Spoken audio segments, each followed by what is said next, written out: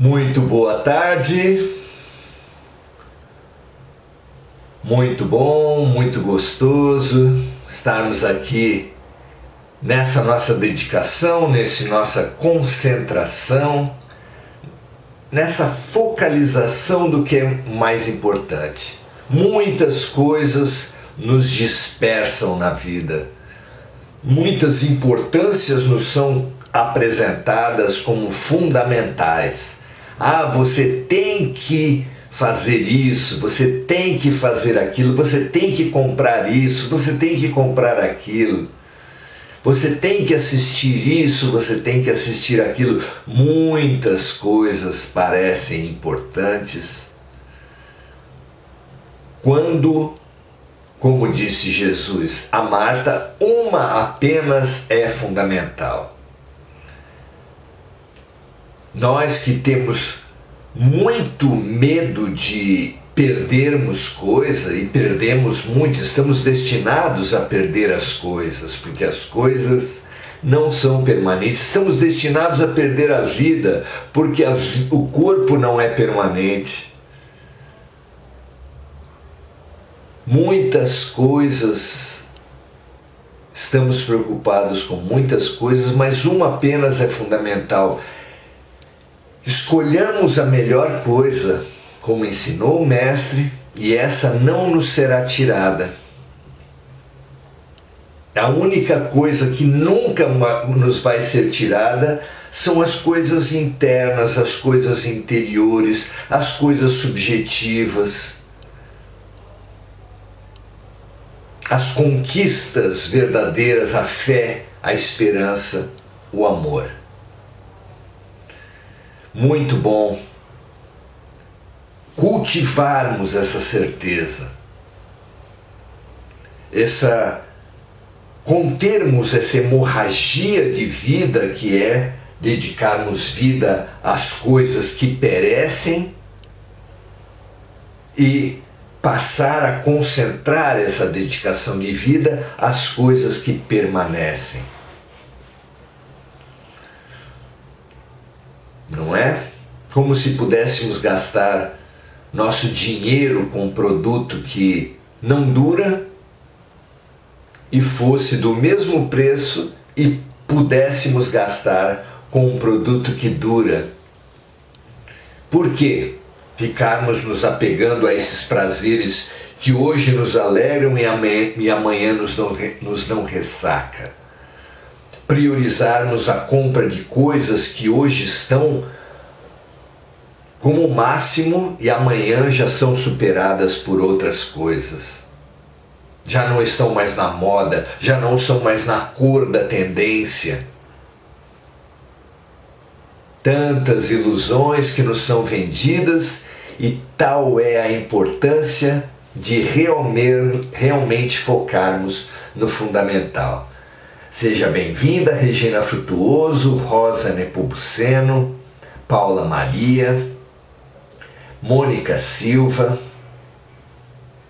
Regina Frutuoso, Bárbara Frias. Muito legal, muito importante mantermos o nosso compromisso. Maria Lúcia Duarte Gênero, nossa amiga do Semente de Luz. Andréia Salvatore e Maria José Sobral, muito legal estar com todos vocês aqui.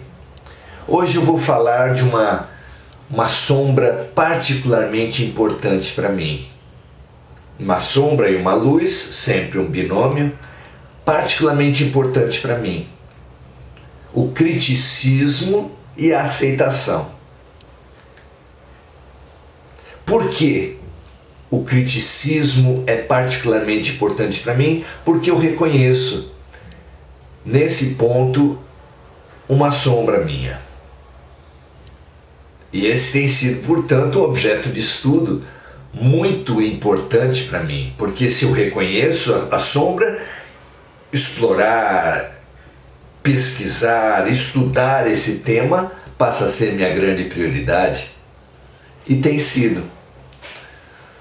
Como o criticismo amarga, amarga a vida, afasta as pessoas,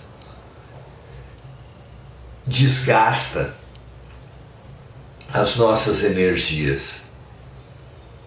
É realmente uma tendência, e uma tendência muito difícil de reconhecer como sombra, porque geralmente é um elogio, ser crítico, ser perspicaz, é um elogio, é um atributo da alma, é grandemente cultivado pelas pessoas. E como é que nós vamos nos curar de uma virtude?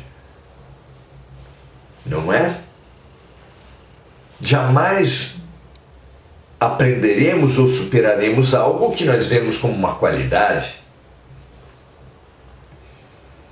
Crítico, senso crítico é muito cultuado em diversas doutrinas. Por exemplo, correntes filosóficas falam do senso comum, que é o pensamento do homem comum, do bom senso, o que é um pensamento ético a respeito das coisas. E alguns autores apontam o senso crítico como o máximo. A melhor coisa a ser desenvolvida pela humanidade é o senso crítico. Nós somos fomentados nessa qualidade pela família, pela educação, a sermos críticos com tudo. E só percebendo como isso envenena as nossas almas, como há nisso uma armadilha, uma ilusão, podemos avançar. Porque, claro que é importante nós percebermos as coisas, termos olhos de ver aquilo que acontece à nossa vista. Mas quando essa percepção das coisas, quando o senso crítico se transforma em criticismo, quando a percepção das coisas é colocada como uma arma em meio à guerra, quando desenvolvemos uma estratégia de cultivarmos a ilusão de que crescemos cortando a canela dos outros, isso se transforma numa péssima maneira de viver. Ninguém cresce cortando a canela dos outros. Ninguém se destaca realmente com a derrota alheia. Há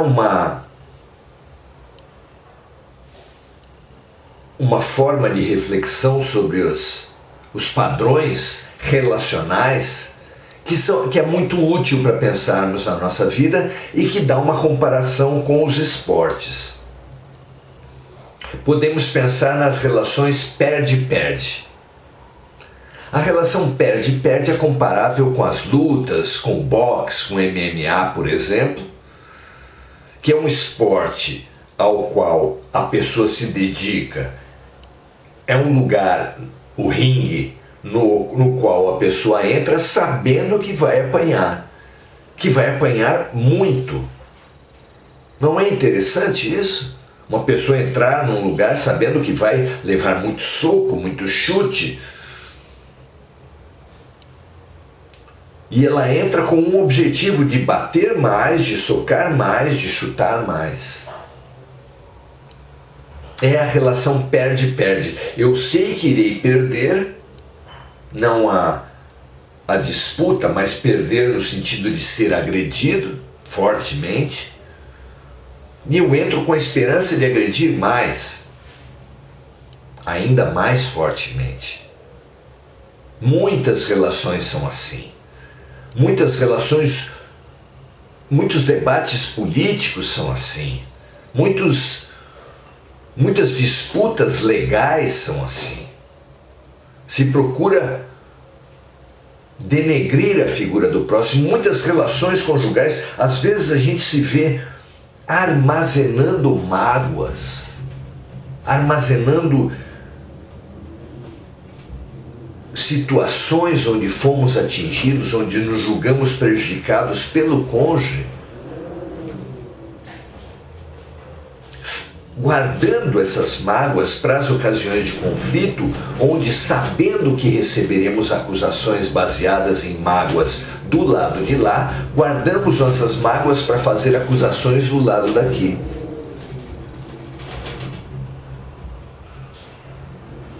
Ilusão é pensar que chumbo trocado não dói. Dói, machuca, perde-se com os ataques. Com muita sabedoria se fala que não há vencedor nas guerras. Não há vencedor possível nas guerras. Só pode haver perdedores nas guerras. É o padrão perde-perde. Há, porém, o padrão ganha-perde, onde nós entendemos que vamos ganhar impingindo, fomentando a derrota do outro. É típico esse padrão comparável ao tênis, onde um jogador tudo faz por lançar a bolinha no lugar onde o outro não pode, terá muita dificuldade ou não poderá rebater. Então, é estimular a derrota dos outros. Ainda muito ligado ao perde-perde, o ganha-perde é um padrão onde estimulamos a derrota dos outros, nos alegramos com a derrota dos outros. Muito parecido. E o padrão ganha-ganha é um padrão revolucionário. Um padrão onde nós ganhamos com a vitória dos outros. Para quem não conhece, a filosofia africana do Ubuntu fala muito disso. A filosofia africana do Ubuntu tem como um dos momentos altamente simbólicos quando um ocidental, querendo desenvolver uma atividade com crianças africanas, reuniu uma série de guloseimas e fez um risco e estabeleceu que quem chegasse primeiro a tal ponto ganharia todas aquelas guloseimas. E deu a largada, quando então percebeu que as crianças todas davam-se as mãos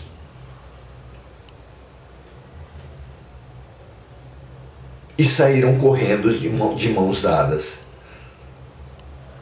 chegando ao mesmo lugar de mãos dadas. E o ocidental que estava buscando isso, buscando atividade, falou: não, vocês não entenderam. A vitória, as guloseimas serão para quem chegar primeiro. Aí eles falaram: não, o senhor é que não entendeu. Aqui é o Ubuntu. Ubuntu, o que é isso? Eu ganho quando você ganha.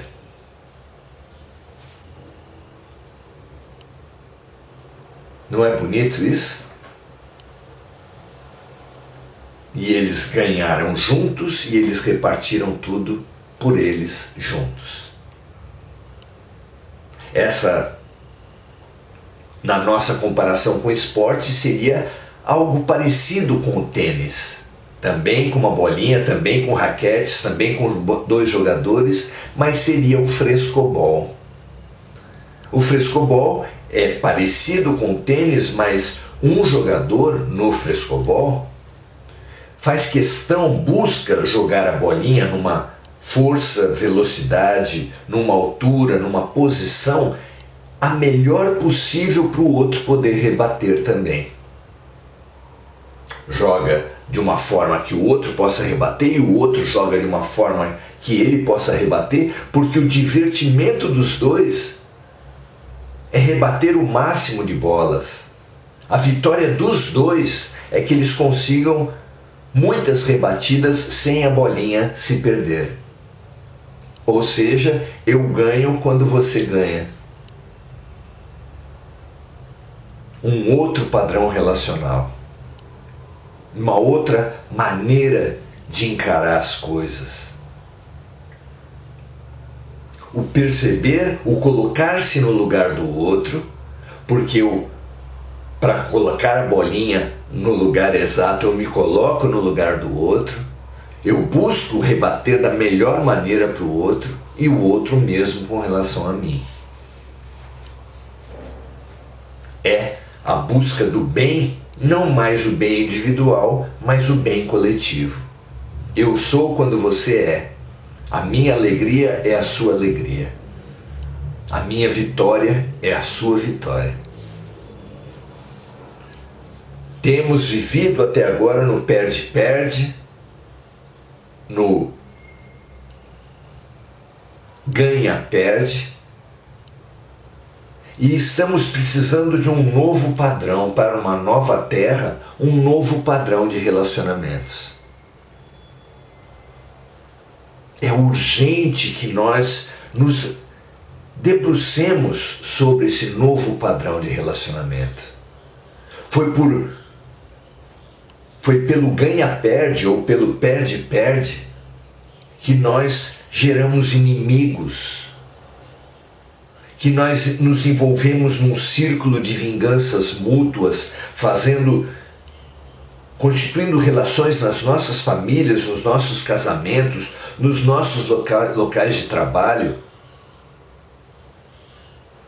onde o objetivo de um era sempre a derrota do outro. Nas sessões de desobsessão nos centros espíritas, é comum encontrarmos obsessores que já perderam a noção do tempo,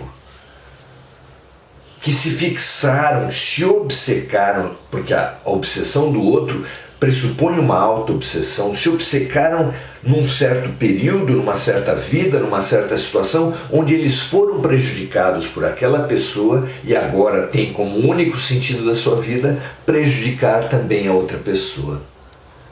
E às vezes o orientador conversa com ele, mas você não percebe como você também está sendo prejudicado? Como você também está preso, aprisionado numa mesma situação há séculos. E o espírito comumente não tem noção de por quanto tempo ele está fixado, paralisado, obcecado naquela vingança.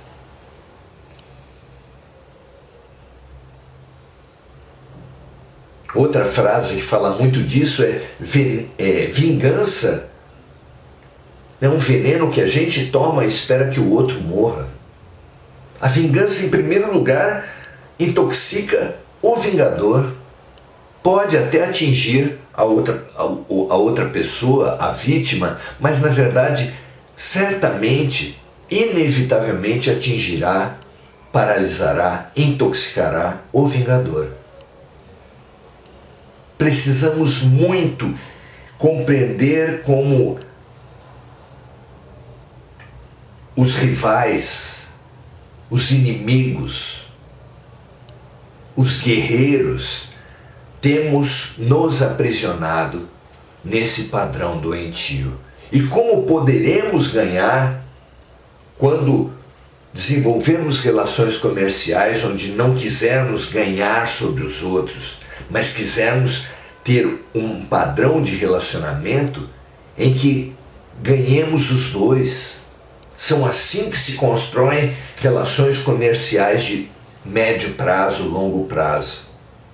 Quando os dois ganham, buscarão novamente as relações para continuarem ganhando sempre. Quando um só ganhar, o outro nunca mais voltará àquela relação comercial, e conjugal, e familiar, e de vizinhança, e em todo lugar. Relações coerentes, consistentes, permanentes, são aquelas em que a gente sente ganhar, não sobre o outro, mas ganhar com o outro. Investigue, pesquise essas coisas, pesquise essas situações. Precisamos muito de um novo padrão relacional. Você está pronto para isso?